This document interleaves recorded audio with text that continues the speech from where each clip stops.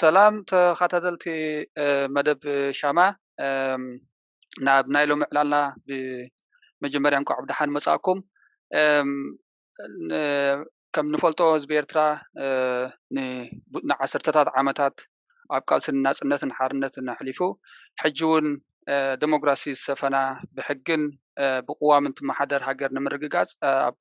ገና ቀጻሊ ቃልሲ ይርከብ ኣሎ። ናይ ሎሚ ዕላልና መበል 31 ዓመት መዓልቲ ናጽነት ዝኽሪ መዓልቲ ናጽነት ኤርትራ መሰረት ዝገበረ ኮይኑ ሰፊሕ ዕላል ምስ ኣቶ ኣሰፋው በርሀ ኣባል መሪሕነት ሰልፊ ዲሞክራሲ ህዝቢ ኤርትራ ክህልወና እዩ። ኣቶ ኣሰፋው ብመጀመርያ ዕድሜና ኣኽቢርካ ምስ ዘለካ ናይ ግዜ ጽበትን ካልእ ሓላፍነትን ንጥፈታትን ነዚያ ዕላል ሎም መዓልቲ ተመክሮኻ ኣብ ቃልሲ ኣብ ጉዕዞ ቃልሲ ኣብ ኤርትራ ሕጂ ድማ ኣብ ስደት ከተካፍለና ፈቃደኛ ብምዃንካ ብስም ሻማ እንዳመስገንኩ ምናልባት ከም መጀመሪ ምስ ነብሰስኻ እንተተላለየና ኣብ ቃልሲ ኤርትራ ናጽነትን ፍትሕን መዓስን ብኸመይ ኢኻ ተጸምቢርካ? ያናለይ ተስፋ ዓለም መጀመርያ ነዚ ዕድመ እዚ ስለ ዝገበርኩም ብላይ ኣዝየ ኣመስግን ማለት ብናተይ ዕድመን ናትኩም ዕድመን ንጉዳያት ኣልዒልካ ምዝራብ ብጣዕሚ ኣገዳስነት ዘለዎ ነገር ስለ ዝኾነ ነዚ ዕላል እዚ ክትዕድምኑ ከለኹም ምስጋና ይወሰን የብሉን። ኣነ ሽመይ ኣሰፋው በርሀ በሃል ኣብ መጀመርያ ሓምሳታት ኣብ ተራእምኒ ኣብ ራጃ ሰራይ ብናይ ቀደም ኣፀዋውዓ ማለት እዩ ተወሊደ ዕድመይ ንትምህርቲ ምስ ኣኸለ ኣብ ማእከል ዓዲ ትምህርቲ ጀሚረ ማለት እዩ። ኣብኡ ክሳዕ ራብዓይ ክፍሊ ተማሂረ ድሕሪኡ ናብ ድባርዋ ስጋዕ ሸሙናይ ካብኡ ከዓ ናብ ኣስመራ ተጓረአት ስጋዕ 12 ወድየ ካብኡ ናብ ኣዲስ ኣበባ ዩኒቨርሲቲ ኣትየ ማለት እዩ። ኣብቲ ሃገራዊ ቃልሲ ክሳተፍ ዝኸኣልኩ ካብቲ ኣብ ዩኒቨርሲቲ ዝነበርኩሉ እዋን እዩ ነይሩ። ኣብኡ ናይ ክትዕ ጉጅለታት ኣቆይምካ ነቲ ሃገራዊ ንቕሓት ናይ ምልዓሉ ስራሓት ይካየድ ስለ ዝነበረ ኣብዚ ምስቶም ንዓይ ዝመስሉ ይሳተፍ ነይረ ማለት እዩ። ኣብቲ ዩኒቨርሲቲ ብፍላይ ኣብ 72 ማለት እዩ ሸበሮ ስለ ዝነበረ ካብኡ ዊዝድሮው ገይረ ስሒበ ናብ ኢትዮጵያን ኤርላይንስ ኣትየ ማለት እዩ። ትምህርቲ ነይሩ እሱን ናይ ነፈርቲ ጽገና ትምህርቲ ኣብኡ እናተማሃርኩ ከም ስሩዕ ናይ ተጋድሎ ሓርነት ኤርትራ ኮይነ ይነጥፍ ነይረ። ኣብኡ ከለኹ እውን ኣብኡ ምሂሮም ኣብቲ ስራሕዮም ዘእትዉካ ማለት እዩ። ስለዚ እቲ ከም ስሩዕ ናይ ተጋድሎ ሓርነት ኤርትራ ኮይነ ክሰርሓሉ ዝጀመርኩ እዋን ኣብቲ እዋን እቲ ነይሩ ማለት እዩ። ኣብ መጀመርያ ናይ 75 ከዓ ምስ ኣዕሩኽተይ ሕጂ ዝተሰውኡ ማለት እዩ ሰሎሞን ዳዊትን ክብረባስ መላሽን ናብ ሜዳ ከይድና ማለት እዩ። ኣብ ተጋድሎ ሓርነት ኤርትራ ተጸምቢርና ኣብ ተጋድሎ ሓርነት ኤርትራ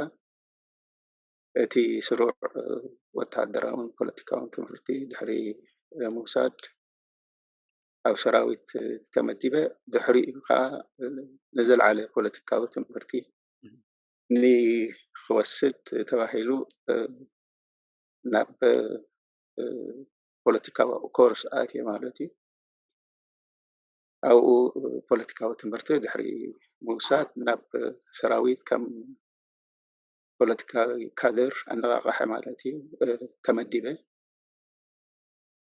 ስለዚ ኣብ ሰራዊት ከዓኒ ክሳዕ ናይ ብርጌድ ፖለቲካል ኮሚሽነር ኮይነ ኣብቲ ሜዳ ይሰርሕ ነይረ ተጋድሎ ሓርነት ኤርትራ ተደፊኣ ናብ ሱዳን ምስ ኣተወት ኣነ ኣብቲ ሸነኽ ናይ ተጋድሎ ሓርነት ኤርትራ ሰብራዊ ባይቶ ጠጠው ስለ ኢለ ዝነበርኩ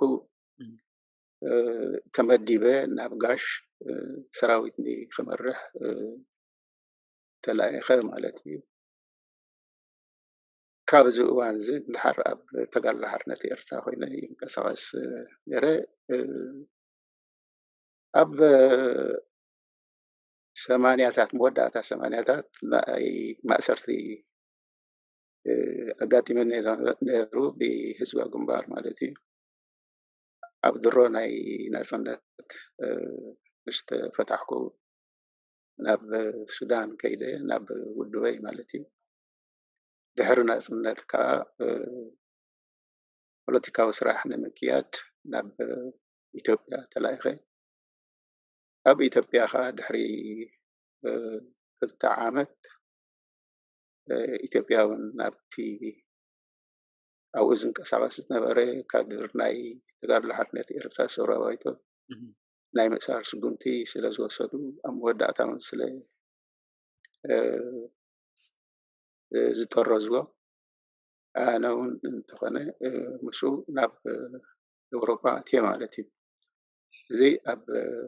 1995 እቲ ናተይ ምውፃእ ናብ ኤውሮፓ ማለት እዩ ካብኡ እንድሓር ኣብ ናብራይ እና ኣካየድኩ ከም ኣባል ናይ ተጋድሎ ሓርነት ኤርትራ ሰብራዊ ባይቶ ሕጂ ከዓ ከም ኣባል ናይ ኢፒዲፒ ኣባል መሪሕነት ኮይነ እንልተፍ ኣለኹ ማለት እዩ የቀኒልና ስለቲ ሰፊሕ ኣብቲ ሜዳ ምስ ወፅኻ ብኣካል ዝገበርካዮ ቃልሲ ጥራሕ ዘይኮነስ ኣብ ኣዲስ ኣበባ ኢትዮጵያ ከለካ ትገብሮ ዝነበርካ ምስ ናይ 60ታት 70ታት ዝነበረ ናይ ዩኒቨርሲቲ ናይ ተምሃሮ ምንቅስቃሳት ጀሚሩ ይውን ስለዚ ይቀኒልና ምናልባት ብዙሕ ሕቶታት ኣሎ ካብ ጥራሕ ካብዚ ዝሃብካና ሰፊሕ ታሪክን ጉዕዞን ጥራሕ ክነልዕሎ ንኽእል ሆፕፉሊ ኣብዚ እንዳኸድና ከለና ዝተናኸፍ ሕቶታት ኩሉ እዩ ተስፋ ገብር ናብ 91 ክመልሰካ ተዘክሮኻ ወይ ጦብላሕትኻ ኣብ መዓልቲ ናጽነት እንታይ ይመስል ምናልባት እስኪ ናብ 24 ግንቦት መዓልቲ ናይ 1991 ክመልሰካ ኣበይ ነርካ ሽዑ እንታይ ተሰሚዕካ እንታይ ኢልካ ብዛዕባ መጻኢት ኤርትራ ካብታ ግዜ ኣብታ ሞመንት ዝነበረካ ጦብላሕታታ ሽዑ እንታይ ይመስል ነይሩ ኣነ ከምቲ ትንክፍ ዘበልኮ ካብ 88 ክሳዕ 91 ኣብ ማእሰርቲ ናይ ህዝባዊ ግንባር እየ ነይረ ነፃ ምስተለቐቁ እውን ምዕባለታት ንኽርኢ ተባሂሉ ኣብ ብዙሕ ቦታታት ኣዚሮሙና እዮም ማለት እዩ ኣብ ባፅዕ ነፃ ዝወፀት ባፅዕ ማለት እዩ ከምኡ እውን ኣብ በዓል ሰንዓፈ ክሳዕ ድፍዓት ናይ ደቂ መሓረ በፂሕና ነርና ማለት እቲ ወታደራዊ ኩንነት ብቀረባ ኮይነ ክሪኦ ዕድል ረኺበ ማለት እዩ ድሕሪኡ ኣብ ማርች መወዳእታ 1991 ናብ ሱዳን ናብ ውድበ ኣትየ ማለት እዩ ስለዚ እቲ ነፃነት ምስ ኮነ ርግፅ እቲ ምዕባለታት ቅልጡፍ ነይሩ እንተኾነ ግን በቲ ፍጥነት እቲ ወይ ከዓ በቲ ቅልጣፈት እቲ ሃገራዊ ነፃነት ክርከብ ይኽእል እዩ ዝብል ትፅቢታት ኣይነበረን ኣባይ ይኹን ኣብቲ ኩሉ ማለት እዩ ተዋሓደ ኣስመራ ሓራን ምባርሲ ሓደ ውግእ ክህሉ እዩ መጀመርያ ድፍዓት ናይ ደቂ መሓረ ምስባር ከድሊ እዩ ዝብል ትፅቢታት ነይሩ ማለት እዩ ስለዚ እቲ ናፅነት ኮይኑ ምስ ተባህለ ኣይ ምእማን أي زي ممان أمونغ ممان زي ممانني أتيا مالتي أنت قانا جم كم حكي مخانو مش ترى برقص وفويتاي سمعني أبو أمري ناب كلتا شنخات تميتي حدا ناب تزحلفه እቶም ዝተቃለሱ እቶም መስዋእቲ ዝኸፈሉ ኩሎም እቲ ናቶም ዋጋ ተረጋጊፁ ዝብል ርኤ ህዝቢ ኤርትራ እውን እቲ ዘሕልፎ ዝነበረ ኣራዕ ከም ዝተወድኣሉ ርኤ ማለት እዩ ከምኡውን ናይ ኩሉ መብፅዓ ዝነበረ እቲ ሃገር ሰላም ክኸውን ፍትሒ ክሰፍን ሰላም ተረጋጊፁ ከዓኒ ኩሉ ምይቕ ዘይብለሉ ሃገር ክኸውን ናይ ኩሉ ድልየትን ናይ ኩሉ ዓላማን ስለ ዝነበረ እዚ ክረጋገፅ ዝብል ብዘይ ጥርጥር እምነት ገይረ ማለት እዩ ስለዚ እቲ ኣዘራዕ ትኩሉ ብመግዛእቲ ዝወርደና ዝነበረ እቲ ስለዚ ንምልጋስ ኢልና እንረኽቦ ዝነበረ ስቃይ ናይቲ ተጋዳላይ ናይቲ ህዝቢ ከም ዝተወደአ ገይረ ሓሲበ ማለት እዩ ስለዚ እዚ ኩሉ ብገሃዲ ክረጋገፅ ዝብል እምነት እዩ ነይሩኒ ማለት እዩ ስለዚ እቲ ናይ መጀመርያ ጠብላሕታይ እቲ ነፃነት መፅኡ ዝተባሃለ ዝመፀኒ ጉዳያት ነዚ ዝመስል እዩ ነይሩ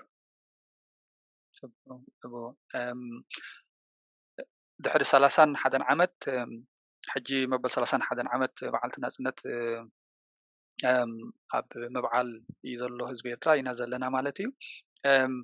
ምስ ናይ ከም ዝበልካ ምስ ናይ 1991 ልክዕ ኣብታ መዓልቲ ዝነበረካ ጦብላሕታታት ንድሕሪት እንዳተመለስካ እቲ ዝተኸፍለ ዋጋ ከም ዝበልካ ምስኡ ዝመፀ ምስ ናፅነት ምምፃእካ እቲ ዝረኣየካ ተስፋታትን መፃኢ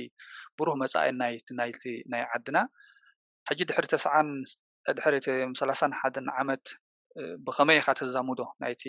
ናይ 1991 ዝነበረ ጦብላሕታን ሕጂ ዘለናያ ክውን ፖለቲካዊ ኩነታትን ናይ ዓድና ብኸመይ ተዛሙዶ ሕጂ ብኸመይ ትርእዮም ብርግዝ እቲ ሕጂ ዘሎ ኩነታት ኣነ ክሪኦ ከለኹ ውፅኢት ናይቲ ኣብ 91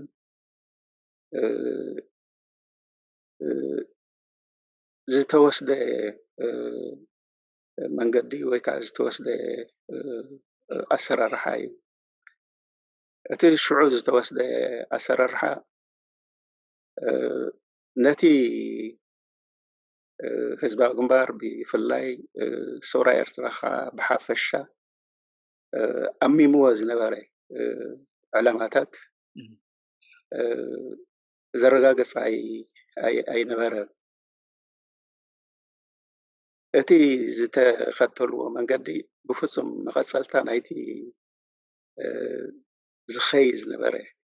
መስርሕ ኣይነበረን ምክንያቱ ኣብቲ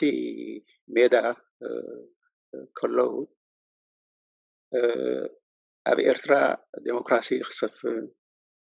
ኣብ ኤርትራ ናይ ብዙሓት ሰልፍታት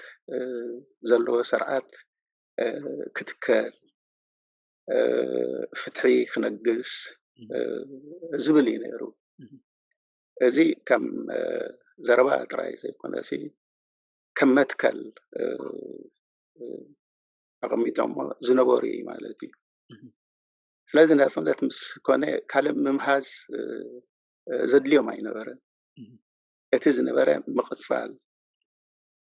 ነቲ ኣትዮምዎ ዝነበሩ ቃላት እሙናት ምዃን እዩ ነይሩ ማለት እዩ ካብዚ ስለ ዝወፁ ግን እቲ ሕጂ ህዝቢ ኤርትራ ዝፍደዮ ዘሎ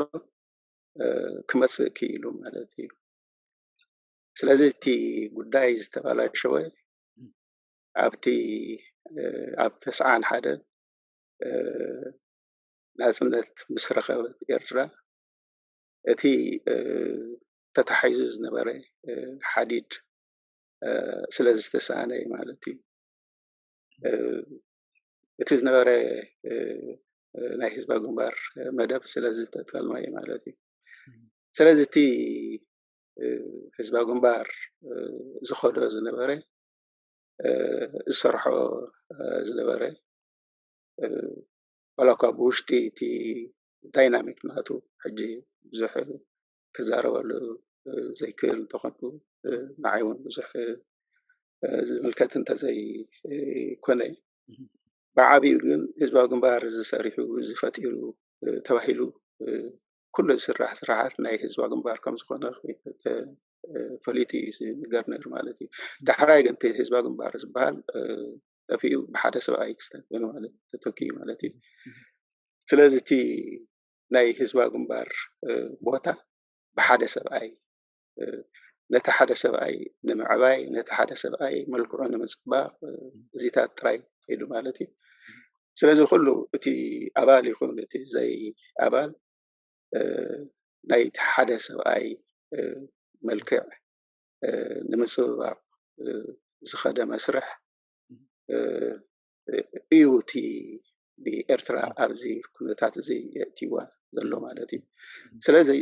ናጽነት ምስ ተረኽበ እቲ መጀመርያ ዝተወቕዐ እቲ ናይ ህዝባዊ ግንባር ራእይ ተወቂዑ እዚ እናኾነ ከሎ ኩሎም እቶም ኣባላት ናይ ህዝባዊ ግንባር ነዚ ያዕ ክብሉ ዘይከኣሎም ካብኦም ኢኻ እውን ዝያዳ ክስራሕ ክትገበር ትኽእል ክትፅበ ትኽእል እቲ ህዝቢ እንተደኣ ኮይኑ ግን ልዕሊ እቶም ኣባላት ተኣምር ሰሪሖም እዮም ኢሉ ዝኣምነሎም ኣባላት ክኸውን ኣይክእልን ምክንያቱ እሳቶም ዝረኣይዎ ነገር ኩሉ ስለ ዝኽእል እምበር እናተባሃለ እቲ ህዝቢ ይኽየድ ነይሩ ግን እቲ መጀመርያ ክስታይ ዝኾነ ዝተሃርመ እቲ ናይ ህዝባዊ ግንባር ኣሰራርሓን እቲ ናይ ህዝባዊ ግንባር ኣባል ነይሩ ማለት እዩ ስለዚ ኣነ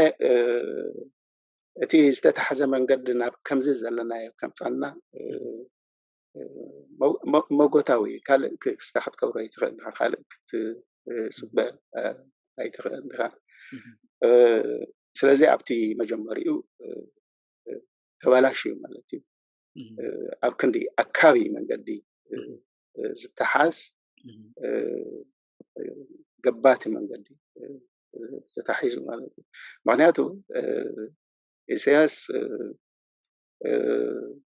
እቲ መትከላት ናይ ህዝባዊ ግንባር ዝጠለሞ ወርሒ ኣብ ዘይመልእ ግዜ እዩ ካብ ናጽነት ማለት እዩ ኣብ 20 ሰነ ካብ ሕጂ እንዳሓር ናይ ውድባት ሓሸውየ የለን ክብል ከሎ ናይና እዩ ዝሃርሙ ዘሎ ነቲ ኣብ ውድባዊ ጉባኤኦም ዘስጠቕዎ ከም ናቶም መርሆ ሒዞም ክስታይ ዝመፅዎ ሕጂ በየናይ ደረጃ ኢኸ ነዚ ዝገብሮ ዘሎ ነዚ ክጠልም ነዚ ክእውጅ ክገልጽ ኣይነበሮን እውን እቲ ማንዴት ኣይነበሮ ግን እዚ እንታይ ሃለዎ ከምዚ ዝኣመሰለ ውሳኔ ነቲ መትከላት ናይቲ ውድብ ዝጠልም ውሳኔ ኣሕሊፉ ዝኾነ ይኹን ተቃውሞ ከይተገብረሉ በቶም መሳርሕቱ ምኻዱ እዚ እንታይ ዘመልክት ማለት እቲ ናይ ኢሳያስ ምልኪ ዝህነፀሉ ዝዓብየሉ መንገዲ ብግልፂ ተታሒዙ ይኸይድ ከም ዝነበረ እዩ ዘመልክት ማለት እዩ ስለዚ እዚ እቲ ቀዳማይ ክስታይ ጌጋ እዩ ማለት እዩ ጽቡቕ ንኸይድ የለና እምበር ብማለት ዝተለዓዓሉ እውን ኣለዉ እቲ ፍሉጥ ከም G15 ዝኣመሰሉ ማለት እዩ ስለዚ እዚኣቶም እውን ነቲ ዘልዓልዎ ነገር በቂዖም ክሰርሕሉ ኣይከኣሉን ኣብ ኢዱ ወድቁ ክኢሎም ማለት እዩ ስለዚ እዚ ኩሉ ነቲ ኣብ ኤርትራ እንነብሮ ዘለና ኩነታት ዝፈጠረ እዩ ኢለ ካብ ዝተቆሶ ጉዳያት እዩ ጽቡቅ ብጣዕሚ የቀኒየለይ ኣሰፋው ምናልባት ክልተ ነገር ካብ ዝዕለልካና ጽቡቅ ዕላል ስንታይ ሒዘ ሓደ ከም ኣባል ተጋደሎ ሓርነት ኤርትራ ኣብቲ ናይ ህዝባዊ ግንባር ኣካያይዳ ፖሊሲታት ዋላ እቲ ቻርተር ምናልባት ክኸውን ይኽእል ሪስፔክትፉሊ ብኣኽብሮት ፍልልያትካ ብምግላፅካ ማለት እዩ ካብቲ ክንለብሶ ዝግባአና ናይ ኤርትራ ፖለቲካዊ ምብሃልናስ ሓደ ንሱ እዩ ማለት እዩ እቲ ቻርተር ናይ ህዝባዊ ግንባር ቅድሚ እቲ ምጭዋይ ትብሎ ዘለካ ናቱ ዝከኣለ ሌጂቲሜት ዝኾነ ዋላ ይትቀበሎ ስኻ ኢን ፕሪንሲፕል ግን ሓደ ዶክመንት ከም ዝነበረ ጽቡቅ ጌርካ ንዑ ሃይላይት ጌርካ ኣለካ ብሪካ ኣለካ ጽቡቅ ካልእ ድማ ኣብዚ ደገ ሕጂ ኣብዚ ናይ ዲያስፖራ ፖለቲካዊ ምብሃላትና ብዙሕ ዝለዓል ነገራት ካብቲ ብዙሕ ዝለዓል ነገራት ሓደ እንታይ ኣሎ ኖ እዚ ሕጂ ዘሎ ህዝባዊ ግንባር ካብቲ ቀደም ዝነበረ ህዝባዊ ግንባር ዝፈለ ነገር የብሉን ስም ጥራሕ እዩ ቀይሩ እምበር ኢትስ ዘ ሴም ህዝባዊ ግንባር ስለዚ እዚ ዘሎ ሕጂ ዲሞክራሲያዊ እንተዘይኮነስ ናይ ቀደም ዲሞክራሲያዊ ኣይኮነን ኖ እዚ ሕጂ ዘሎ ህዝባዊ ግንባር ዝተጨውየ ህዝባዊ ግንባር እዩ እቲ ቀደም ዝነበረ ህዝባዊ ግንባር ናጽነት ዘምጽእ ህዝባዊ ግንባር መትከላ ዝነበሮ ቻርተርስ ዝነበሮ ንኽትግበር እውን ዕላማታት ዝነበሮ ሕልሚ ዝነበሮ ምንቅስቃስን ግንባር እዩ ነይሩ ስለዚ ህዝባዊ ግንባር ተጨውዩ ህዝባዊ ግንባር ኣይተጨውየን ህዝባዊ ግንባር ናይ ቀደም ንሱ ኖ ኣይኮነን ዝብል ብዙሕ ክትዓት ንገብሪና ዋላ ንሕና ንዕልል ኢና ማለት እዩ ጽቡቅ ጌርካ ብሪካልና ኣለኻቲ ናይ ቀደም ዝነበረ ህዝባዊ ግንባር ዝነበሮ ቻርተራት ዝነበሮ መደባት ብኸመይ ከም ዝተጨውየ ኣብ ናጽነት እቱ ምስ ምምጽኡ ከም ዝጀመረቲ ፕሮሰስ ሃይጃክ ናይ ምግባሩ እቲ ፕሮሰስ ከም ተጀመረ ብሪካልና ጽቡቅ የቀኒየልና እስኪ ከም ኣባል ተጋድሎ ሓርነት ኤርትራ ነበር ቁርብ ንድሕሪት ክመልሰካ ብዛዕባ ህዝቢ ቃልሲ ኤርትራ ማለት እዩ ቃልሲ ህዝቢ ኤርትራ ንናጽነትን ተራ ተሓኤ ብኸመይ ትገልጾ ኣብ ጉዕዞ ቃልሲ ህዝቢ ኤርትራ ኣበርክቶ ናይ ተሓኤ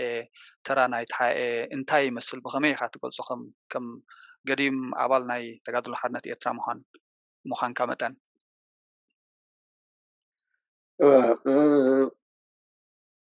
ማለት ተጋድሎ ሓርነት ኤርትራ ከም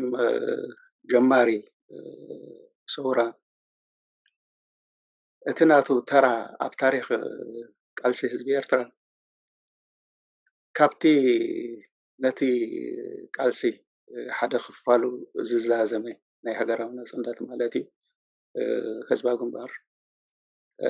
ዝፍለ ወይ ከዓ ዝንእስ ኣይኮነን ምክንያቱ ጀማሪ እንተዘየሊ ዛዛም ክህሉ ኣይክእልን እዩ ስለዚ እዚ ክልተ ተራታት እዚ ኣብ ቃልሲ ህዝቢ ኤርትራ ልዑል ስፍራ ዘለዎ ማለት እዩ ተጋድሎ ሓርነት ኤርትራ ኣብ ጀማምርኡ ብዙሕ ነገራት ነይሩ ክኸውን ይኽእል እዩ ግን ሓደ ኣብቲ ኣጀማምርኡ እውን ዝገበሮ ነገር እንተዳ ነይሩ ነቲ ኣብ ኤርትራ ዝነበረ ፖለቲካዊ ቃልሲ ወይ ከዓ ሃገራዊ ምንቅስቃስ ማእዝናት ሒዝዎ እዩ እሱ ከዓ እንታይ ማለት እዩ ኩሉ ኤርትራዊ ብብረታዊ መንገዲ ሃገራዊ ናጽነቱ ካብ ባዕልነት ክምንዝዕ ከም ዘለዎ ነጊሩ ኣውጁ እዩ ህዝቢ ኤርትራ እውን እቲ ናቱ ተሳትፎ ብማዕረ ቅልጡፍ ዶ ነይሩ ኣይነበረን ዝብል ከም ሕቶ ኮይኑ ግን ኣንጻር እዚ ዝተወደበ ብረታዊ ቃልሲ ወላ ሓደ እውን እንተኾነ ተወዲቡ ዝተንቀሳቀሰ የለን ስለዚ እዚ ተራዚ ናይ ተጋድሎ ሓርነት ኤርትራ ተራ ኣብቲ መጀመርኡ ነይሩ ማለት እዩ ምክንያቱ ኣብ 4 ኣብ 5 እንድሕር ክንሪኦ ኮይና ዝተፈላለየ ዝምባሌታት ነይሩ ዋላ ናብ ኢትዮጵያ ገፁ ዝጥምት እውን ነይሩ ግን ተጋድሎ ሓርነት ኤርትራ ምስ ጀመረት زخونه نزز مسلون توديبو نتي هاجراو ناسمنت كوقصي استبقس حيلي يلا ምናልባት ሓደ ክልተ ከም ስርዓት ወይ እውን ከም ጉዛኣት ናይቲ ስርዓት ነይሮም ክኾኑ ይኽእሉ ማለት እዩ ስለዚ እዚ እቲ ሓደ ክስታይ እቲ ሓደ ዝተረጋገፀ መክሰብ ኣብቲ እዋን እቲ ማለት እዩ ተጋድሎ ሓርነት ኤርትራ ኣባልነታ ሕብረተሰባዊ ምልኣት እና ኣረጋገፀ ከይዲ ማለት እዩ ሓደ ኣብ ኣባልነታ ምስሊ ናይ ሕብረተሰብ ኤርትራ ዘንፀባርቕ ነይሩ ማለት እዩ ስለዚ እዚ ከዓ እንታይ ነይሩ በቲ ሓደ ሸነኽ ባዕዲ ምውጋእ ነይሩ በቲ ካልእ ሸነኽ ከዓ እቲ ሃገርነት ዝበሃል ኣምር ኣብ ውሽጢ ተጋድሎ ሓርነት ኤርትራ ይህነፅ ነይሩ ማለት እዩ ምክንያቱ ካብ ዝተፈላለየ ኩርናዓት ዝተፈላለየ ባህልታት ዝተፈላለየ ቋንቋታት ዝተፈላለየ ድሕረ ባይታታት ዘለዎ ህዝቢ ኣብ ተጋድሎ ሓርነት ኤርትራ ጀስት ከም ሓደ መልቲንግ ፖት ነቲ እቲ ሃገርነት ይህነፅ ነይሩ ማለት እዩ እዚ እቲ ካልኣይ ክስታይ ካልኣይ ነጥቢ ማለት እዩ ካልእ ተጋድሎ ሓርነት ኤርትራ ንምዕባለ ክፍት ትውድእ እያ ነይራ ማለት እዩ ኣብ 1975 እዚ ኩሉ ሓድሽ ተጋድላይ መድማ ዓቕሚ ዝነበሩ ክመፅእ ከሎ just blank check ያ ሂባቶ ነዚ ዝመፅእ ሓድሽ ማለት እዩ ኣብ ዝተፈላለየ ክፍልታት ነይሩ ተጋድሎ ሓርነት ኤርትራ ናይ ፖለቲካ ነይርዎ ናይ ሕብረተሰባዊ ነይርዎ ናይ ዜናዊ ነይርዎ ናይ ቁጠባዊ ነይርዎ ስለዚ እዞም ዝመፁ ሓደስቲ ኩሎም ኣብዚታት ክስታይ ኮይኖም ተመዲቦም ዝኾነ ነገር ከዓ ኣይነበሮምን ሓደ ፃዕዳ ክስታይ ወረቐት ጥራይ ተዋሂቦም ማለት እዩ ስለዚ ነቲ ውድብ ብናቶም ፍልጠትን ብናቶም ዓቕምን ንክሰርሕዎ እቲ ዝነበረ መሪሕነት ሂብዎም ስለዚ ትውድብ ብኦም ይለምዕ ብኦም ይጠፍእ እዚ ዓይነት እዩ ነይሩ ማለት እዩ ስለዚ ተጋድሎ ሓርነት ኤርትራ ሓደ ንምዕባለ ኣፍ ደገ ዝኸፍት ውድብ እዩ ነይሩ ማለት እዩ ካልእ ተጋድሎ ሓርነት ኤርትራ ጉባኤታት እናገበረ ነቲ ትካላዊ ኣሰራርሓ ነቲ ሕጋዊ ኣሰራርሓ ኣብ ኤርትራ ኣታኣታቲዎ የለማሙደው ነይሩ ማለት እዩ ስለዚ ክልተ ሃገራዊ ጉባኤታት ገይሩ ኣብ 1971 ዝገበሮ ጉባኤ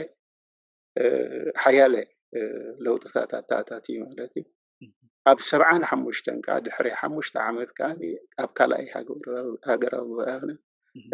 ሓያለ ለውጥታት ኣታኣታትዩ ማለት እዩ ስለዚ ከምዚ ኢሉ ክኸይድ ዝኽእል ውድብ ስለ ዝነበረ ዕብየትን ስፍሓትን ኣብ ኢዱ እዩ ነይሩ ማለት እዩ ስለዚ እዚ ካብቲ ናይ ተጋድሎ ሓርነት ኤርትራ ብልጫታት ዝነበረ እዩ ማለት እዩ ካልእ እንታይ ገይሩ ተጋድሎ ሓርነት ኤርትራ ንዝብል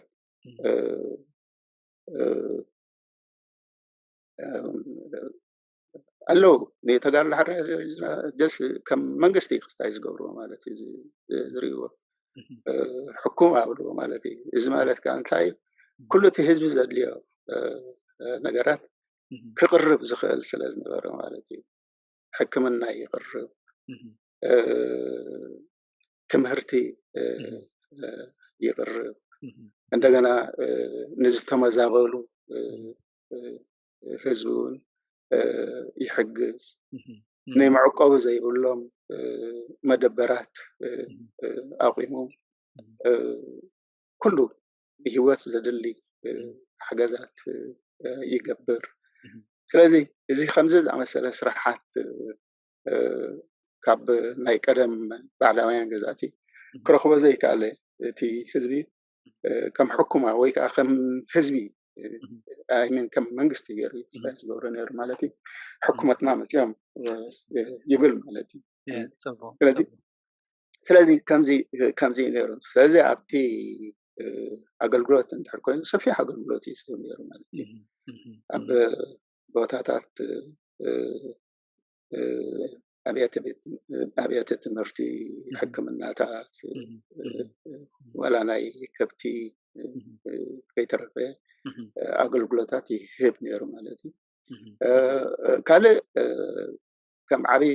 حلاقات ناي تقال الحرمة إرتاح خر أزخل ولا بتناي مريت قداي مالتي بزحات مريت كونوا زي قالوا بتز التعاطاتو بوليسي مريت كم زرخو زقاري التي زنقارة زي من الراي تحستو مريت دي ساعة بمقبار لتم وساعات زنبرو تتكمت كخونو كم زخولو جيري سلازتي عندي خستاي عندي نجارودن تقال الحرنة إرشا نتات مس إرترا بقولي كخون زخل متصفات النجار زخيز زنبرة هجراوي ودبي زيتي هذكر بطعم صبو أبزيا حنت زلعل كزاناي كم منجس كم حكومات بمسرة زهوب زنبري أقلقلتات نحكمنا مسحرشة زتحاس كخون مسكالة تحت قرصتات مستمرتي زتحاس كخون غير مسناي معقاب أبتي ليبرت زخونة زتحرر مريتنا إرتاز زنبرك حبرة سمنا قبلنا حبرة سمنا زهوب زنبري أقلقلت من البات مسناي هزبا قنبار كنت ترى لنا هذا سنبلتنا أنا بتحدها هون ريخ لنا خاطر ناي هزبا قنبار حدا مداي نايتي زقوبر زنبري أكل نايت قالسخا زم تماسسلتي محاورة وأقلقلتات مهابون نير مالتي أبتي جماهير زبحال كم تنفلتات ناي ساحل كنوتات كله أبتي تحت بايتان دخون كون زقبل زنبري نايت مرتن كاده تماسسلي محبراوي تعناوي أقلقلتات ناي محاب بون حدا عود زخونة أكل نايت قالس خمس زنبري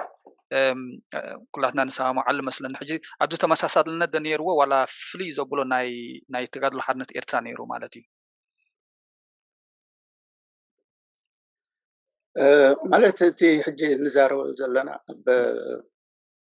75 ناب سقع 8 أبزنور وانا ندي حجي نزي أقلقلات تزي بتوانتي كنريو كلنا of course تقال لحرنة إرترا بالجاتات نيرو مالتي حزب جمهور أبتي وانتي خمسة زمان سلخ استيار 5 زمان سلخ أقلقلات كبر لسخل أينورا دحراي حزب جمهور كابتناتو وتهدراوي استراتيجي مريت ببنشتونا أزرها وكأنها تقصصر كأنها يمخاد ستاي يروم التي أزي ني جزارسو التي لا يتقال لحرنة إرترا زنبرة أجواب وتهدراون بوليتيكاون استراتيجي ناقل قلوثون ستاي قبرونيرو يوعلونيرو تقال الحرنة إرترا كل حيل تاتا ملا إرترا أستاجراتو نيرا زرقي حتى نيرا كاب شاف باركا سقع دنكل مالتي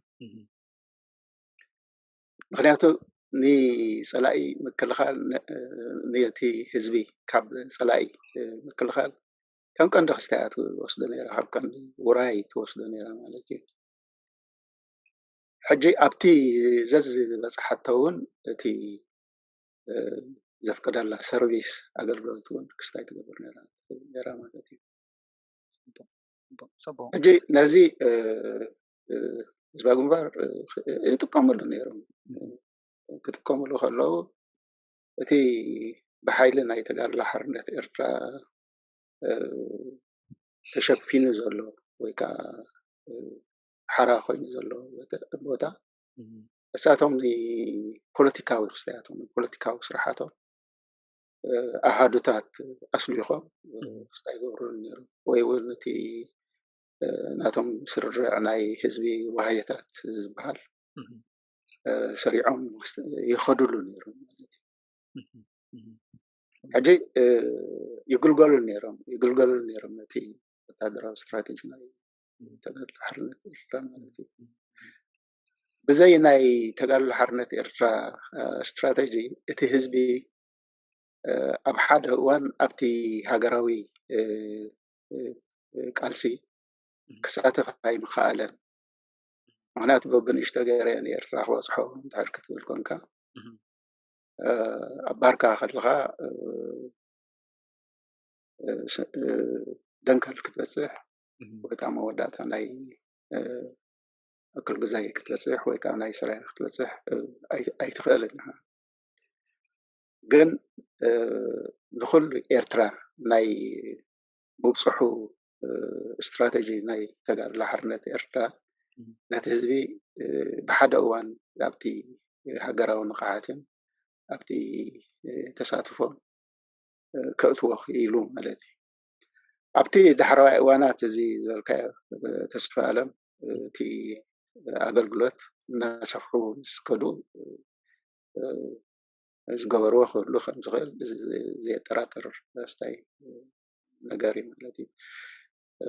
سلازي أبتي وان أي سبعتاتنا نزارب زلنا سبو أمزي تبوليتيكاون وتهدراون منصاف نزل على نزبر خناق قاسم انقصاص كم زغبره يونت تابركتو منالبات مسا نزر سلاسه حتون حرالو خوينو كوبل منالبات حصر ابلنا ازي تبلو زلخا ابركتو نايت حاي كل ابركتو مالتي بوليتيكاوي اودادبا زنبلو زكتل علص نحكا سرعتات منالبات قلقل حتى مداياتكم تكفون خون ابتي زمص علالاتنا حصر بزبله اب ناي إيرترا كونتات حجي بخمي أفلوطو تواهيبو ويلكا تحسب اب تاريخ نمهار كلنا زخونه خلعل كله بتهاجراوي حتوتات حجي كمي مثل زي تواهيبو زلو أفلوطو ن أبركتو نايت حاي حتى قديم من أربعة نبقى قد مسكارو تسألم حرة أسفاو مجمرتا مسكانا تمضي بتاعي دبلو تسأل أسفح بيلكا جالس كارنا من أربعة نبقى نايت تسألم حتى قد مسكار كحنت حتى لاتني كم تزبل كايوتي أبركتو ناي تقادلو حرنت إيرترا من أربعة أبتخال أي كفالة طبي أنا كون علو لينا كنت صبوق سايم في كالنا ثاني حكا حجي قدمي تقادلو حرنت إيرترا ناي حركة ويدما ناي إلم قالسنيرو نسعاد ما خبتهم عبيتي تقالستي ناي تقادلو حرنت إيرترا خموخان كامتن انتاي كتتأساسر لنا مدليخو كم أفدق ذفتحي ويدما ني تقادلو حرنت إيرترا خم أفدق نتينا ببرت مخنيات بسلامة مجدق كم ذي كأل تبصيحو وببرت كسايكو تبغوز خيلو خمد لو دبجسه قدلي ود مخانو وتاي أمريكا أنا حكي جن من البعض lessons نيرهم حركة ويدما إلهم كسب أب كتماتنا إيرترا أتيوم وهايوتات ساينتا غبرو كسب كاب قرات راح يكون أبوش تي كبدت نايت صلاي أتيوم دبلو ساعات نيرو مالتيو lessons تماهيرون تزخون تي قدلنا إيرتراس كابتي ناي إلهم أبور كتوتات lessons تماهيرون إيرتراس تزخون تقادلو حرين إيرتراسي تي وصيت ناي قدلناتنا زبلت أي مخون نيرو وزبحال الله مالتي إذا خميتريو من البعض كم lessons ترعيدو خويدو تمعكا من البعض كابتوم سرتي انت ذي كون كاون من البعض قلت إفكا رخيب أرتيب كأتي خاناتي ناي تقادل حنت إيرترا ذي يزربولو دن يروب تدنبر كالو واناتي كميتر يوب قرب تتأساسرون تناي إلم مزناي إلف مالتي نتي تاريخ ناتنا تاين خريو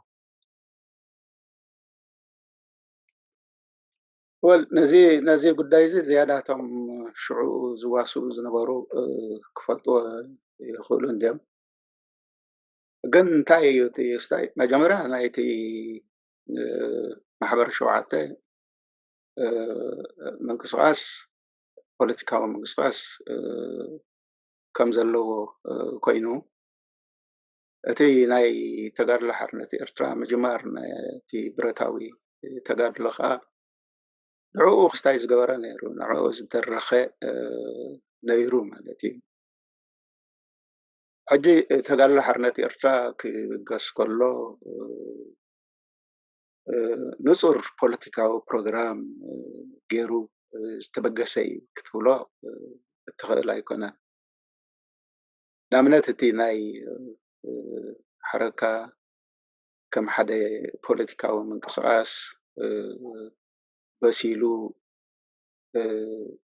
ነቲ ተጋድሎ ሓርነት ኤርትራ ጀመሮ ቀዲሙ ጀሚርዎ ነይሩ እንተ ዝነብር እቲ ጉዕዞ ካብቲ ተጋድሎ ሓርነት ኤርትራ ዝሓለፉ ሓርጎስ ጎፃት መድሓነ ነይሩ ኣብ ዳሕራይ እውን እቲ ብብረት ምቅላስ ተደላይነቱ ሪኦም ኣብ 1964 መስለኒ ንሜዳ ወሪዶም ነይሮም ማለት እዩ ግን ሕማቅ ኣጋጠመ ኮይኑ ከዓ ነቲ እዚ ወረደ ሓይሊ ተጋድሎ ሓርነት ኤርትራ ክስታክገብሮ ኣይከኣለን ክፀዋወሮ ኣይከኣለን ማለት እዩ ምክንያቱ ተጋድሎ ሓርነት ኤርትራ ኣብቲ መጀመሪኡ ኣብ ሜዳ ኤርትራ ሓደ ውድብ ሓደ ፕሮግራም ሓደ ፖለቲካዊ መሪሕነት ክህሉ ኣለዎ ሜዳ ኤርትራ ካብ ሓደ ውድብ ንላዕሊ ክፀውር ኣይክእልኒ ዝብል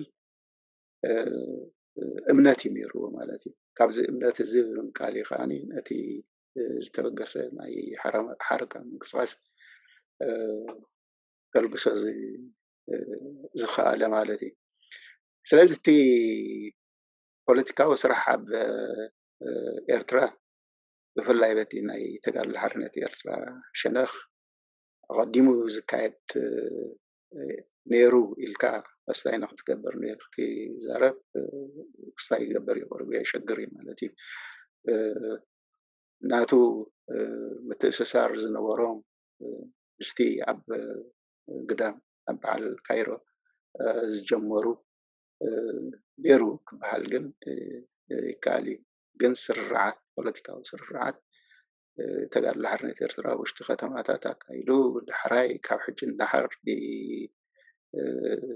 ብረት ኢና ንቃለስ ኢሉ ነቲ ዘኺዶ ዝነበሮ ስሩዕ ፖለቲካዊ ምንቅስቃስ ንክቅፅል ንተጋድሎ ሓርነት ኤርትራ ኣውጁ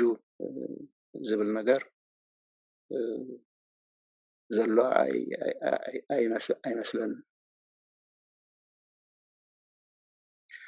እታ ካልኣይቲ ተጋድሎ ሓርነት ኤርትራ ትብሉ ዝገለፅካ ሳፍልጦ ኣለዎ ዶ ዝብል እቲ ሕቶ እቲ ሽግር እኮ ኣብኡ ዘሎ ማለት እዩ እንድሕር ሓደ ዝሰርሖ ተርኡ እንድሕሪ ፈሊጥካል ሓደ ስጉምቲ ትኸይድ ኣለካ ንቅድሚት ምስኡ ንክትሰርሕ ወይ ከዓ ንዑ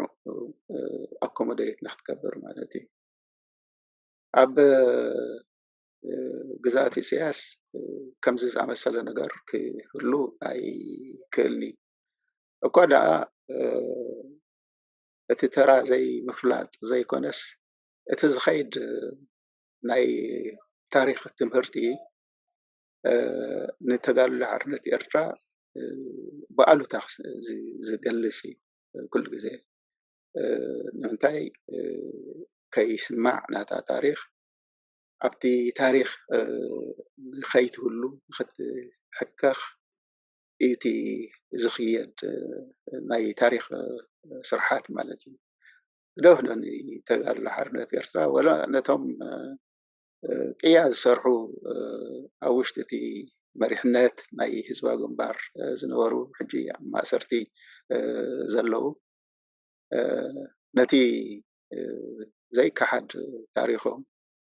بفيديوهات دي ولا بأوديوهات تسندوا زنبرة مثلا كي فلتوا الناقن طبكا زخيدلو زلو خستاي زخيدلو زلو واني مالتي سلازي التاريخ كقبار ኣይክእልኒ ኣብ እዋኑ ክወፅእ ዋላ ሕጅን ቅድሚ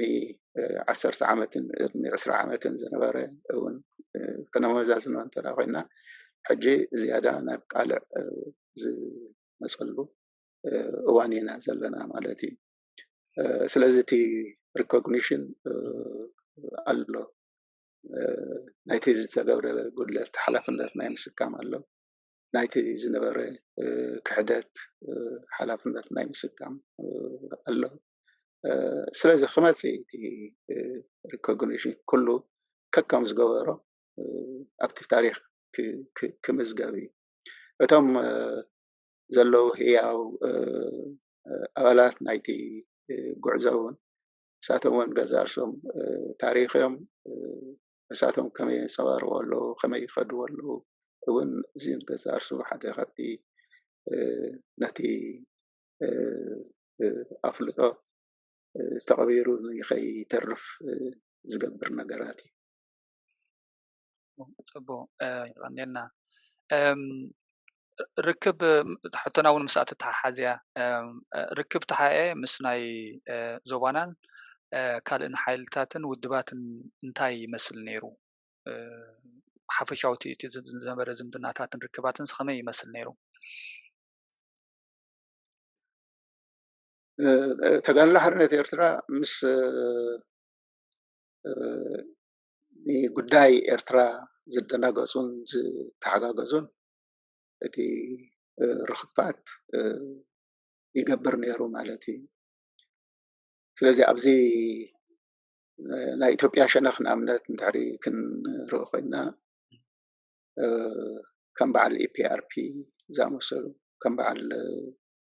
ውድብ ኦሮሞ ዝኣመሰሉ ዋላ ናይ ትግራይ መዚኣቶም ክስተያት ነይሩ ዝምድና ነይሩዎ ማለት እዩ እቲ ዝምድና ክብለጠ ክብል ይኽእል ግን እንተወሓደ ናይ ሓቢርካ ምንባርን ናይ ስራሕ ብዝተሓተ ደረጁ ሓቢርካ ምስራሕን ዝምድናታት ነይሩዎ ማለት እዩ እዚ እቲ ኣብ ኢትዮጵያ ዘሎ እዩ ካብኡ ግፍሕ ብዝበለ ክንከይድ እንተዳ ኮይና እውን ምስ ገድሊ ፍልስጥኤም እውን ዝምድና ነይሩዎ ማለት እዩ ስለዚ እቲ ኣብቲ እዋን እቲ ከም ምንቅስቃሳት ዝፍለጥ ነበረ እዚ እዩ ነይሩ ኣብቲ ከባቢና ማለት እዩ መዚኣቶም ኩሎም ተወስታያት ነይሩዎ እቲ ዝምድናታት ነይሩዎ ብደረጃ ናይ ሃገር እንድሕር ኮይኑ ግን ብፍላይ ምስተን ሃገራት ዕረብ ፅቡቅ ውስታያት ነይሩዎ ማለት እዩ ፅቡቅ ዝምድናታት ነይሩዎ ካብኣታት እዮም ከዓ እቲ ዘድሊ ዝምድናታት ዘድሊ ዝምድናታት ተረጋጊፁ ሓገዛት እውን ይረክብ ነይሩ ማለት እዩ ብፍላይ ከም በዓል ሱርያ ዕራቅ ግብፂ ሳዑዲ ዓረብያ እዚታት ዝምድናታት ነይሩ ዋላ ኣብ ሓደ እዋን እውን ክሳዕ ምስ ኩባ ምስ ቻይና እውን ገለ ዝምድናታት ፈጢሩስ ገለ ተጋደልቲ ንወታደራዊ ትምህርቲ ንክረኽቡ እውን ዕድል ዝተዋህበሉ እዋናት እውን ነይሩ ማለት እዩ ስለዚ ብሓፈሽኡ ከም ሓደ ሃገራዊ ምንቅስቃስ መጠን ምስቲ ኣብቲ እዋን እቲ ድሙቕ ሃገራዊ ምንቅስቃሳት ዘካይድ ዝነበረ እቲ ዝምድናታት ነይሩ ክባል ይከኣል ፅቡቅ ደስላሰ ክትመፃኒ ካብ ምናልባት ሕቶ እንድሕር ሃልዩ ቁሕፅር ኣቢለ ምናልባት ሓንቲ ካታ ዘላ ሕጂ እዚ ዝነበረኩም ዝምድናታት ምናልባት ምስ ሓየ ዝረኽቦ ዝነበረ ሞራላዊ ዲፕሎማስያዊ ፖለቲካዊ ካልእ ከም ዝብሎ ፅናሕካ ናይ ብመልክዕ ትሬኒንግ ካልእ ዝወሃብ ዝነበረ ሓገዛት ካብተን ዞባውያን ሓይልታትን ሃገራትን ኣብቲ ማእከላዊ ምብራቅ ዋላ ዝነበራ ይኹና ኣብቲ ግዜኡ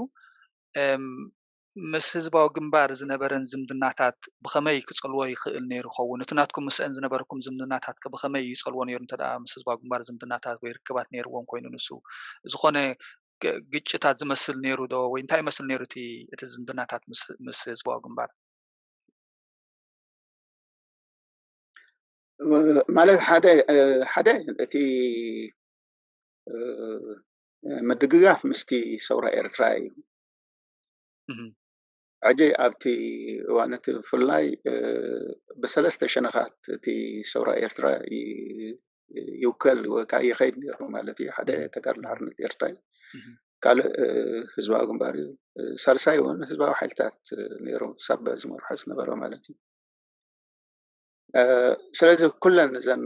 ውድባት እቲ ዝኸዳሉ ወይ ከዓ ዝበፅሖ ቦታታት ዳርጋ ይፍለን እዩ። ኩለን ኣብቲ ማእከላይ ምብራቅ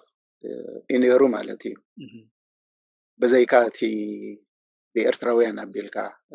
ዝርከብ ክስታያት ሓገዛት ወይ ከዓ ብናይ ሰብኣውያን ማሕበራት ኣቢልካ ዝርከብ ሓገዛት እንተዘይኮይኑ ብመንግስታት ደረጃ ኣብዚኣተን ጥራይ እቲ ዝምድናት ሓፂሩ ነይሩ ማለት እዩ። ሕጂ እተን ሃገራት ዋላ ንኩሉ ዘይነፅጋ እንተኾና ግን ንኩሉ ማዕረ ክስታይ ማዕረ ምትሕግጋዝ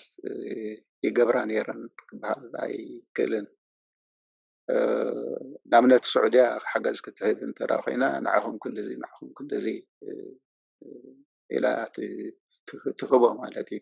ዋላ እቲ ሓደ ስዒሩ እቲ ሓደ ክስታይ ገይሩ ዘረጋገፆ ነገር እቲ ሓደ ኮፍ ኢሉ ከሎ ዝሕገዘሉ ክስታያት ነይሩ እዋናት ነይሩ ማለት እዩ። እተን ብዝምባሌ ክስታይ ዝገብራ ዝሕግዛ እንተዳ ኮይነን ከዓ ናተን ዝምባልአን ኣበይ እዩ ዝያዳ ዘሎ በማለት ኣብቲ ክስታይ ኣብቲ ኣተሓጋግዛ ክዕምር ይኽእል ማለት እዩ፣ ክዓቢ ይኽእል ማለት እዩ። ስለዚ ከምዚ እዩ ዝመስል ነይሩ። ካብኡ ሓሊፉ እቲ ሓደ ነዚ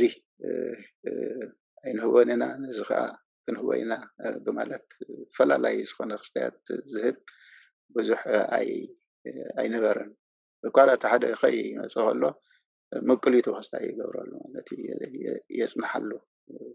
ከምዚታት እዩ ነይሩ። ግን ተጋድሎ ሓርነት ኤርትራ ዝያዳ ክስታያ ኣብ ዒራቅን ኣብ ሱርያን ነይሩ ማለት እዩ። ንሳቶም ዓበይ ክስታያት ገብሩ ነይሮም፣ ምትሕግጋዝ ገብሩ ነይሮም ማለት እዩ። ክሳዕ ናቶም እንታይ ዝበሃል ናቶም ክኢላታት ሰዲዶም ዝዕልሙሉ እዋናት እውን ነይሩ ማለት እዩ። ዳሕራይ ንሳቶም ኣብቲ ናይ ኢስት ብሎክ ስለዝኾኑ ተጋድሎ ሓርነት ኤርትራ እውን ብመትከል ፀረ ሃፀይነት ፀረ ፅዮንነት ዝብል ክስታይ ስለ ዘሎ ምስቲ ናቶም መርሆ ክስታይ ዝኸውን እዩ ዘሰማማዕ። ንኣብነት ኣብ ፍልስጥኤም እንድሕር ክምፃእ ኮይኑ ፍልስጥኤም እቲ ፒኤሎ ዝብልዎ ብዙሓት ዝምባሌታት ኣለዉ። ሕጂ ንተጋድሎ ሓርነት ኤርትራ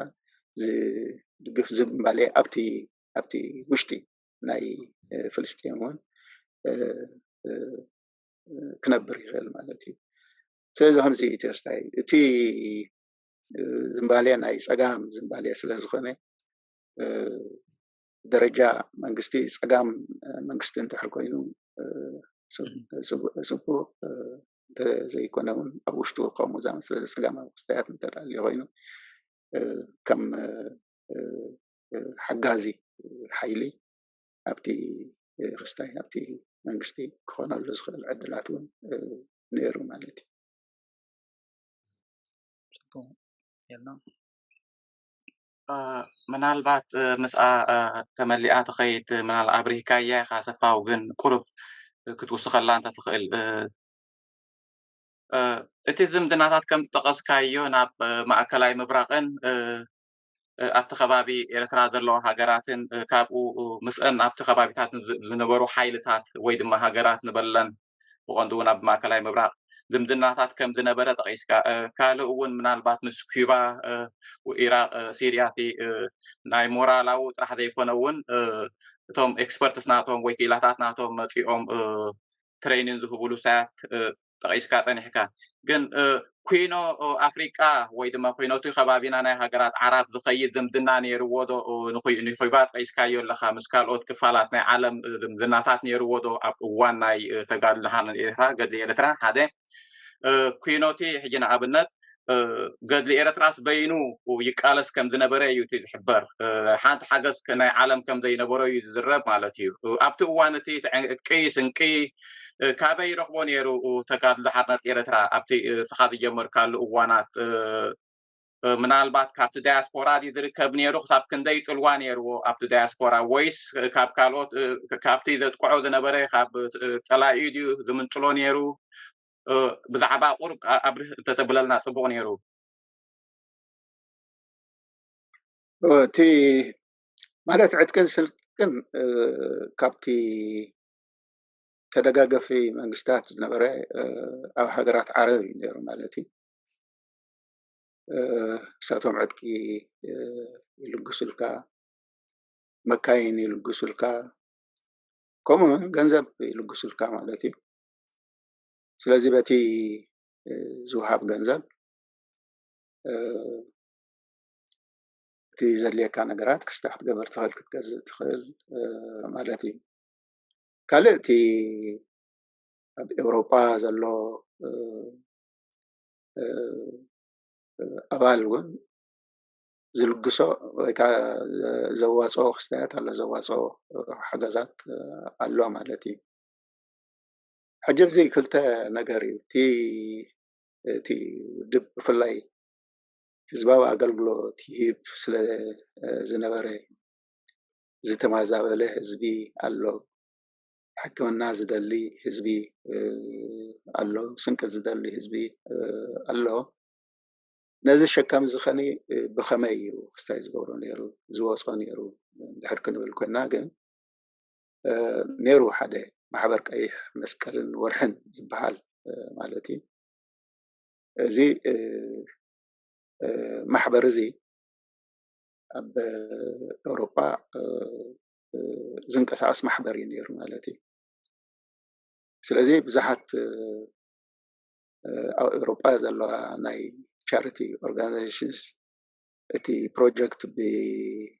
ብምርካብ ነቲ ፕሮጀክት ክስታይ ገብሮ ማለት እዩ ይምውሎ ነይሮም ማለት እዩ ስለዚ እቲ ቀንዲ ሸከም ዝኸውን ዝነበረ ተጋድሎ ሓርነት ኤርትራ እቲ ኣብ ሓራ ዝወፀ ቦታታት ዝነብር ህዝቢ ናይ ሕክምና ናይ ካልእ ኣገልግሎትን ናይ ምቕራብ ነገር እዩ ማለት እዩ ስለዚ ነዚ ከዓኒ በቲ ዝብሎ ዘለኹ ናይ ቀይሕ መስቀል ወርሕን ዘምፅኦ ሓገዛት ኣቢሉ ይሽፈን ነይሩ ማለት እዩ እቲ ናይ ሰራዊት ዝኸውን ነገራት ግን በቶም እስቲ ጉዳይና ክስታይ ዝገብሩ ዝተናገፁ ብዝህብዎ ሓገዛት ክስታይ ክገብር ይኽእል ነይሩ ማለት እዩ እዚ እቲ ካብ ፀላኢ መንዚዕና ወይ ከዓ ወሲድና ዕጠቆ ዝነበርና እንረኽቦ ዝነበርና ሓገዛትን እናወሰኽና እዩ ማለት እዩ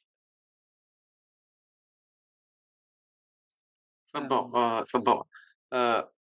ምናልባት ወይ ድሕርና ንምለሳ ወይ ድማ እቲ ቀደም ዝግበር ዝነበረ ደገፋት ወይ ሓገዛትተን ምስ ገድሊ ኤርትራ ዝደናገፃ ዝነበራ ሃገራት ተጠሊመን ብድሕሪ ናፅነት ኣውራ ኣብ ኤርትራ ዘሎ ስርዓት ረሲዕዎ ንኡ ዝበሃል ኣዘራርባ ኣሎ ብኸመይ ትርእዮ ንኡ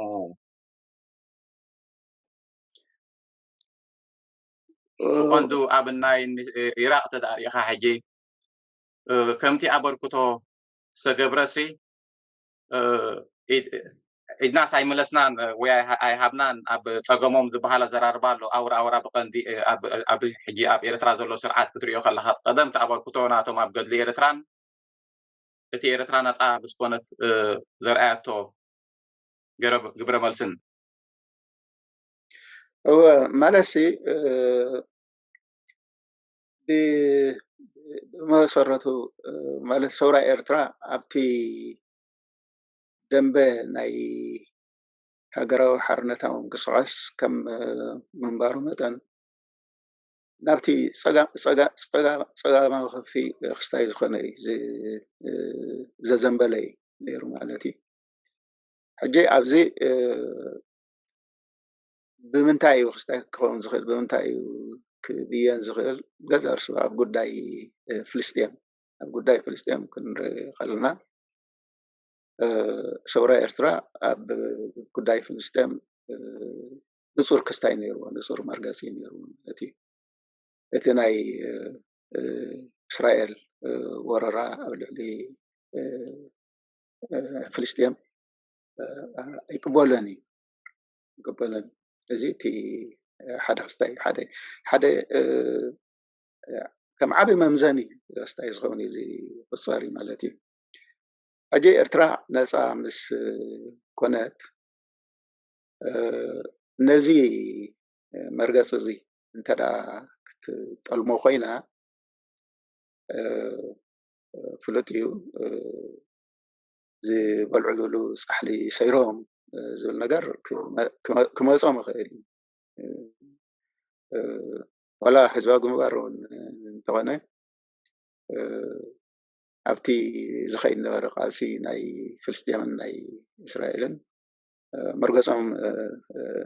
فلوتي نيرهم أنصار سيانتن أنصار حسينتن لنا إلهم يوم مستعز قبرون نيرهم زي قلتهم نيرهم مالتي سلازي إرتران أسامس كونت تحري نزي مرقص زي كتالمو وخوينهم فلوتي ناتيام زي حجز وزنورو إدم سيرمهم كبحال يخالي مالتي جن أبدا سياس زخون خستاي يلن قوامنات زبحال نجار يلن يا ربي تغمن أي تاجرن تغمن أي تهزبن زجبرني يرون تسخون بس وين كابناتو ربحاتات من قاش كابتن نبتن قلبت كل حاجة تجورا مالت تريا سلذا زيو مرجعو زي بوليسينا وسايو الكا ختزار غايتهم أبو شتير تراز غني يكون بوليسي زي حازي أبو قدام هذا نصر بوليسي نهاجر تكون حزب تكون بوليسي ني تاريخ زنصار بوليسي كهز أيتسو بينها بو يغنيلنا صفاو ምናልባት ከም ዝኽትብሎ ፀናሕካ ፅቡቅ ጌርካ ዝገለፅካዮ ሕጂቲ ካብተን ሃገራት ኣብ ሲርያ ተገሊፅካልና ካብ ናይ ዒራቅ ዝወሃብ ዝነበረ ኩሉ መዳዊ ሓገዛት ማለት እዩ ሓደ ዘልዕለልካ ሕቶ እንታይ ኣሎ ኣብቲ ግዜቲ ምናልባት ስጋብ እቲ ምውዳቅ ስርዓት ናይ ሃይለ ስላሴ እቲ ኢትዮጵያ ከም ደንበ ኣብቲ ሃፅያዊ ደንበ ኣገልጋል ናይ ሃፅያዊ ደንበ እዩ ነይሩ እቲ ኩሉ ፖለቲካውን ዲፕሎማስያውን ዝምድናታቱ ማለት እዩ እዚ ከምኡ ኢሉ እንዳሃለዎ ከሎ ግን ستيل أديس أبابا كم مسرت نايتي ناي مأخلاي بصحفت نايتي أيوز نبرة بتجزئ وسلز نبرة حدا أقدر سترى على ما وتراون نيروا مالتيو دحرب دحرت موضع ناي هاي السلاسة سرعات من البات زمت ناي منقصو ناي درج سرعات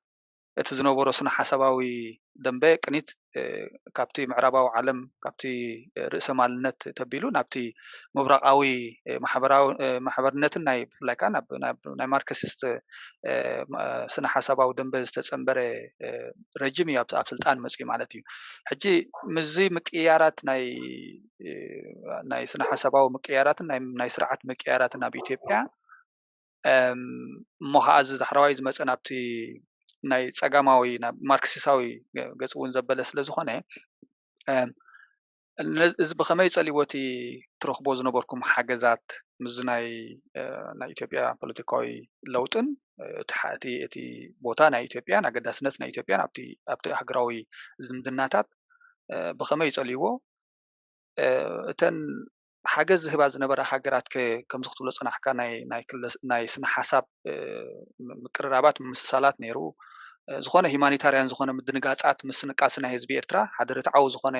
ከውስ ስለዝነበረት ናትና እውን ነይሩ ክኸውን ንኽእል ካልእ ፍሉይ ረብሓታት እንታይ ነይሩዎን ክንብል ንኽእል ማለት እዩ ስጋብ ከምኡ ኢንሲስት ብምግባርን ምስቃስ ናይ ህዝቢ ኤርትራ ተዳናጋፂ ዝኾነ ሓገዛት ብምግባርን እንታይ ዝርአ ፍሉይ ስትራቴጂካዊ ካልእ ረብሓታት ነይሩዎን ክኸውን ንኽእል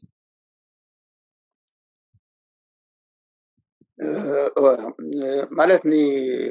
ጉዳይ ናይ ኤርትራ እሳተን ዝድግፎ ዝነበረ ብአይዲዮሎጂካዊ ምክንያት ኣይነበረን እሳተን ዝሕግዞ ዝነበራ ኤርትራ ከም ሃገር ነፃ ክትከውን ኣለዋ ዝብል እምነት ስለ ዝነበረን ማለት እዩ ስለዚ ሃይለ ስላሴ ይምበር ደርጊ ምስቲ ምብራቃዊ ደንበ ጽቡቕ ዝምድና ዝገበረ ይኹን ኣብ መርገጻተን ዘምጽኦ ክስታይ ኣይነበረን ፍሊ ኣይነበረን ማለት እዩ ስለዚ ብፍላይ ኢራቅን ሱርያን እዚ መርገጽ እዚ እዩ ነይሩወን ማለት እዩ ካልእ እንተኮይኑ ንኣብነት ኣብ የመን ድሕሪ ክንመጽእ ኮይና የመን ኣብቲ መጀመርያ እዋን መርገጾም ክስታይ ነይሩ ድሕራይ ግን ብፍላይ የመን ኣብ ክልተ ክስታይ ምስ ኮነት ኣብ ክልተ ምስ ተመቕለት ደቡብ የመንን ሰሜን የመንን እቲ ናይ ደቡብ የመን ምስ ስርዓት ደርጊ ስለዚ ተዛመደ ክሳዕ ናቱ ኢላታት እውን ኣብ ኢትዮጵያ ሰዲዱ ኤርትራ ዝወጋሉ ክስታይ ነይሩ ማለት እዩ ኩነታት ነይሩ ማለት እዩ ዋላ ሊብያ እንተኾነ እውን ዳርጋ ከምኡ ዝመስል ክስታያት ነይሩዎም ማለት እዩ እንተኾነ ግን እቶም ካልኦት ክስታያት እቶም ካልኦት ሃገራት ከምኡ ኣይነበረን እንታይ ካልእ ጥቕምታት ነይሩወን ክኸውን ይኽእል ንዝብል ነገር እቲ ጉርብትና ነቲ ታሪኻዊ ክስታያትን ዝብልናን ማለት ኣብ ሓደ መንጠቃ ወይ ከዓ ዞና ዝርከብ ህዝብታት ስለ ዝኾነ እዚ ህዝብታት እዚ ኩሉ ግዜ ተሓባቢሩ ሓደ ኮይኑ ክነብር እውን ናቶም ክስታያት ክህልዎም ይኽእል ናቶም ድሌታት ክህልዎም ይኽእል ማለት እዩ ግን እቲ ዝዓበየ ነገሩ ንነፃነት ናይ ኤርትራ ዝድግፉ እዮም ነይሮም እዚ ከዓ ካብ ኣይዲዮሎጂካል መርገጻት ዝነቐለ ዘይኮነስ ከም ሓንቲ ሃገር ነፃ ክትከውን ኣለዋ ዝብል እምነት ስለ ዝነበረ ኦኬይ እሞ ጽቡቕ ኣሰፋው እቲ ኣብ ተቐዳማይ ክፋል ናይቲ ዕላልናትና ወዲና